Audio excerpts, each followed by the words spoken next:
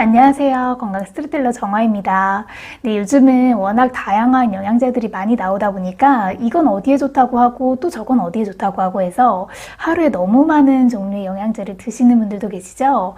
그래서 최근 들어서 발표된 자료 중에 약이 아닌 음식으로 섭취해야 하는 영양소 혹은 굳이 약으로까지 먹을 필요가 없는 영양소에 대해서 소개시켜드리고, 또 다음 시간에는 약으로 보충해야만 하는 영양소에 대해서 좀 나눠서 소개시켜 드리려고 합니다. 물론 모든 것을 자연에서 섭취하는 게 좋겠지만 사실 그 부분이 어려운 점이 있죠. 가장 먼저 자연적으로 섭취할 때 섭취량이 너무 미미해서 대량으로 섭취해야 하는데 현실적으로는 어렵기 때문에 그럴 때에는 건강기능식품을 통해서 영양분을 보충하는 게 좋습니다.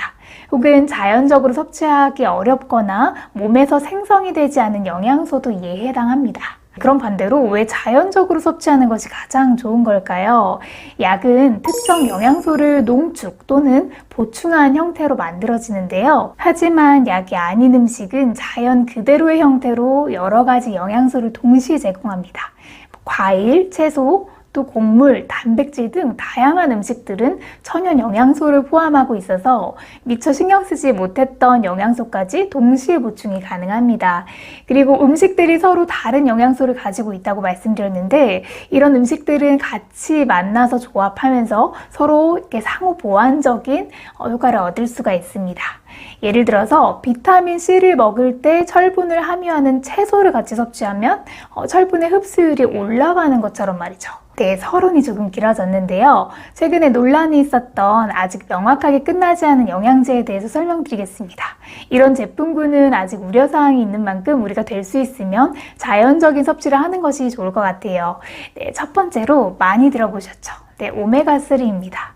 보통 치병하시면서 이 영양소를 드시는 이유는 체내 염증을 감소시켜 면역 체계를 강화하는 역할을 하고 무엇보다 심혈관 질환의 발병률을 낮춰주기 때문인데요. 불과 1년 전까지만 해도 세계보건기구, 미국 심장학회, 또 미국 국립보건원, 또 캐나다 보건소에서까지도 섭취를 권장해 왔는데요. 그런데 올해 여름 미국의 심장협회와 심장학회 등 6개 의학단체에서 오메가3가 심혈관 질환 예방 효과가 없다는 것을 분명히 하면서 사실상 사용 중단을 권고했습니다.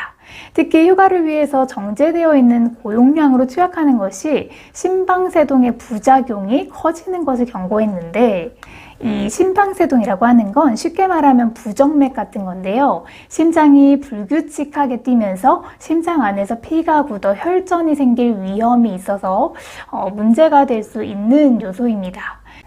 이와 관련된 실험은 심근경색 환자 1000명에게 절반은 오메가3 지방산, 또 한쪽은 의미 없는 옥수수 기름을 투약했을 때 2년 뒤에 우리가 혈관 건강 때문에 먹는 오메가3 지방산의 이점이 심혈관 부분에서는 전혀 차이가 없었는데요.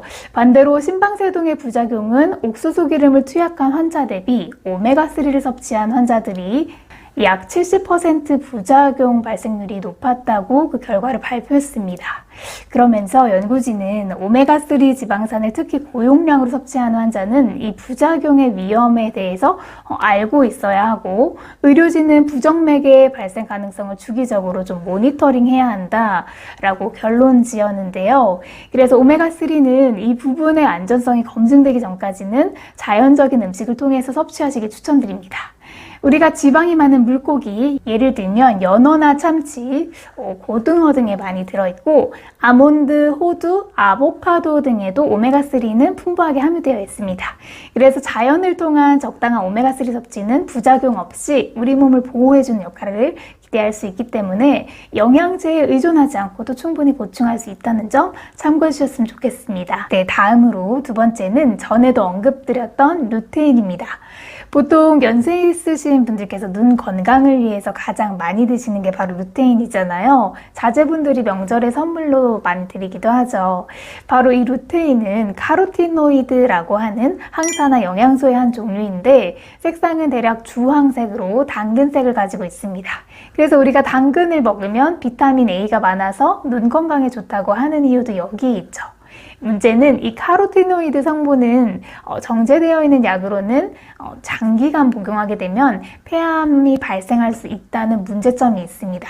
루테인 자체가 폐암을 유발할 가능성이 있다에 대해서는 최근 몇 년간 문제가 제기되면서 명확하게는 결론 지어지지는 못하고 아직도 이어지고 있는 상황이긴 한데요. 루테인의 성분, 그러니까 카로티노이드는 고농도로 섭취할 경우에 폐암 유발 가능성에 대한 연구와 발표가 2009년부터 꾸준히 제기되어 왔습니다. 다만 카로티노이드의 한 종류인 루테인 성분은 이름만 바뀌어서 최근에 문제가 된 거고요. 주된 그 모태가 되는 성분은 동일하다고 보셔도 무방합니다.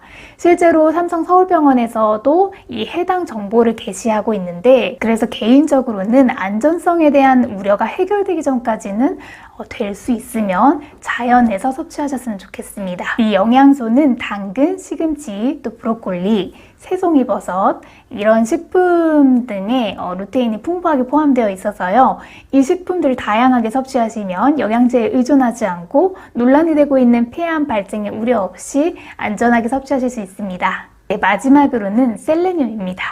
이 셀레늄은 활성산소 중화와 면역 활성화, 또 노화 억제와 같은 효능을 가지고 있어서 만성질환에 도움이 되는 영양소로 알려져 있는데, 셀레늄은 사실 브라질 너트에 함유가 되어 있어서요. 하루에 한두 알 정도만 먹어도 1일 권장량을 충분히 충족시킬 수 있습니다.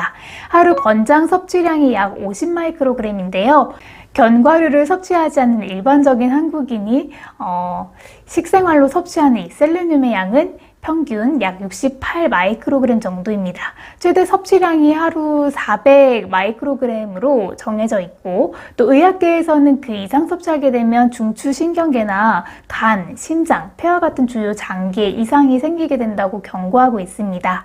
이런 부작용을 셀레노시스라고 하는데요. 보통 비타민C나 몇몇 영양제들은 과다 보충하게 되면 더 이상 흡수를 하지 않고 소변이나 배설을 통해 자연스럽게 배출하게 되는데, 셀레늄은 그렇지 않은 거죠. 예전에 식약청 위해관리팀 연구사가 따로 복용하는 셀레늄의 양에 일상 식이로부터 섭취하는 셀레늄까지 합해지면 자칫 과도한 양의 셀레늄을 장기간 섭취할 수 있다고 우려하기도 했습니다. 그래서 과하게 농축되어 있는 영양제로 보충하는 것이 필요하지는 않고요. 치병하고 계신 환우님들, 팩에 밀봉되어 있는 견과류 하루에 한 봉은 드시잖아요. 그것만으로도 하루 권장량을 섭취하실 수 있습니다. 네, 이렇게 해서 오늘은 영양제로 섭취하는 것을 주의해야 하는 영양소에 대해서 알아봤고요. 다음 시간에는 반대로 어떤 것을 영양제로 섭취해야 더 좋은지에 대해서 알아보는 주제로 또 설명을 드려보도록 하겠습니다.